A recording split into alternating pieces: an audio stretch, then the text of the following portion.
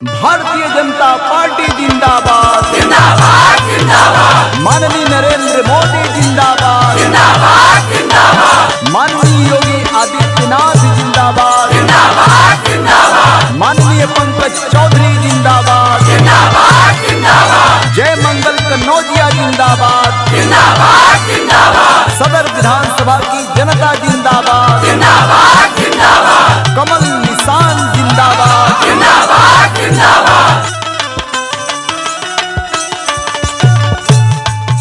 अच्छा भैया, आप लोग के बीच में फिर एक बार भारतीय जनता पार्टी के गीत 2022 के जौन बाई तैयारी बा और विधानसभा 318 से वर्तमान विधायक आदरणीय हमारे सर्वश्री जय मंगल कन्नौजिया जी जो सदर महाराजगंज से विधायक हैं, और आप सभी से निवेदन है इस बार 2022 में फिर भारतीय जनता पार्टी की सरकार बनाई जाए और उत्तर प्रदेश के सीएम पूज्य योगी जी को फिर मुख्यमंत्री बनाया जाए। लेकिन गीत के माध्यम से अपील है, कहना है जय मंगल कन्नौजिया जी को फिर से जिताना है। जय मंगल कन्नौजिया जी को फिर से जिताना है। महाराजगंज का विधायक बनाना है। बहुत अच्छे।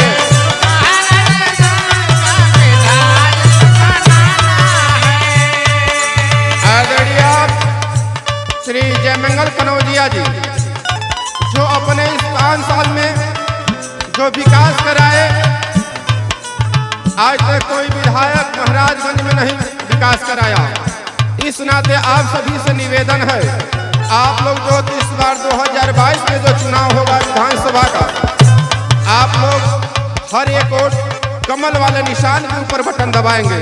कहना है कि यहाँ विकास फिर विकास का कराएंगे, दुखिया गरीबों का सपना सजाएंगे। दुखिया क्या बात है?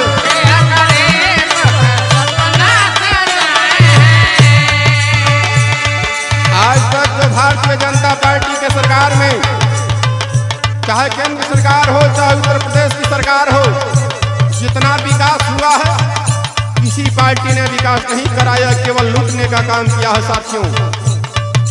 इस नाते आप सभी से अपील है 2022 में जो विधानसभा की चुनाव होगी, इस बार फिर महाराजगंज सदर सीट से आदरणीय जय मंगल कन्नौजिया जी को विधायक बनाना है।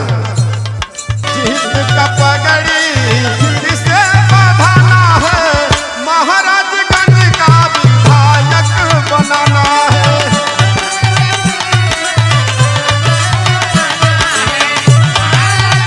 क्या बात है? जय हो।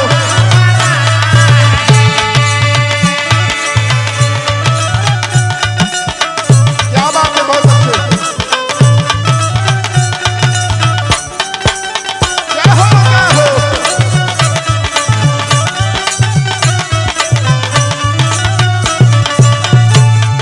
आदरणीय महाराजगंज के लोकप्रिय सांसद पंकज चौधरी जी के देखरेख में, अगुवाई में, और आज सभी सम्मानित जनता से यह निवेदन है कि 2022 में फिर भाजपा की सरकार बनाई जाए। कहना है हमारे आदरणीय जय मंगल कन्नौजिया जी का विचार कैसा है। कहना है नेता में नेता है सबसे ईमानदार हो, धन है मोदी योगी धन सरकार हो।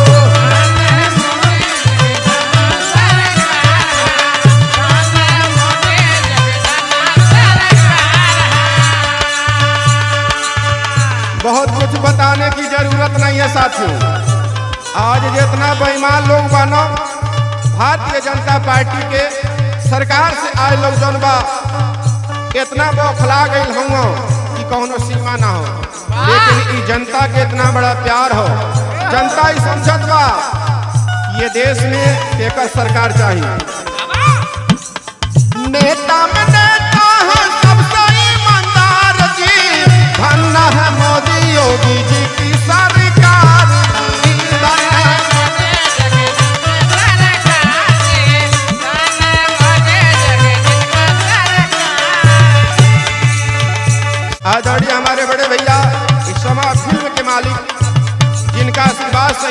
आज हम लोग YouTube के माध्यम से आप लोग का सेवा कर जाला।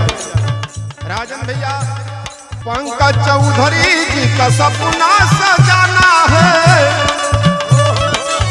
पंकज चौधरी जी का सपना सजाना है, महाराजगंज का विधायक बनाना है।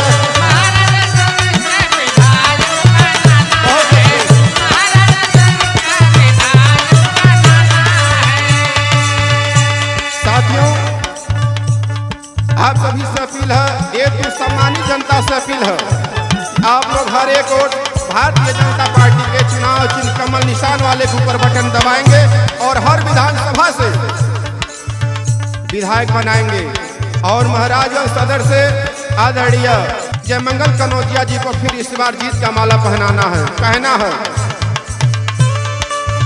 जन जन में सबको जाकर बताना है, कमल निशान वाला बटन दबाना है।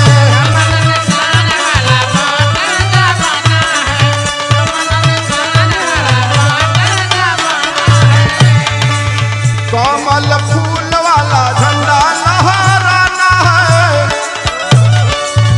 कमल फूल वाला झंडा लहराना है, महाराजगंज का विधायक बनाना है।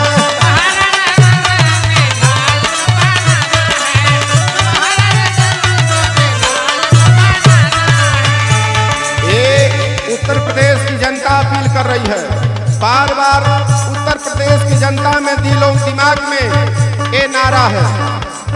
एक गीत के माध्यम से आप सभी से मैं अपील कर रहा हूँ, इस बार भी उत्तर प्रदेश में बीजेपी की सरकार हो, पूज्य योगी जी की सरकार हो। कहना है, जौना भी गली में, जौना भी शहर में, जौना भी गांव में इसमें चर्चा बा कि बस फिर योगी सरकार दोबारा, बीजेपी की सरकार दोबारा उत्तर प्रदेश में हो।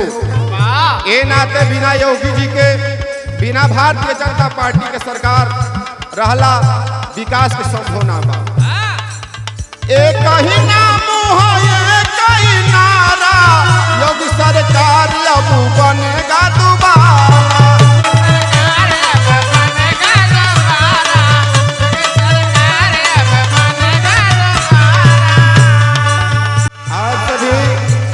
विधानसभा 318 और साथ ही साथ उत्तर प्रदेश के जितने भी विधानसभा हैं, आप सभी से निवेदन है कि हर एक वोट कमल वाले निशान के ऊपर अपना बटन दबाएंगे और विधानसभा सदर महाराजगंज से दोबारा फिर श्री जयमंगल कनौजिया जी को विधायक बनाएंगे।